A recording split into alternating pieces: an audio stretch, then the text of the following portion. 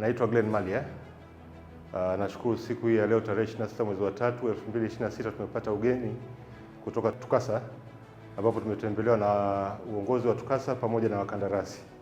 Tumeweza kuonyesha bidhaa zetu na uwezo wetu wa kusupport bidhaa ambazo tunaziuza, pamoja na vile tumefanikiwa kuonyesha bidhaa za kampuni dada Bestan ambao wanadeal na geotextiles.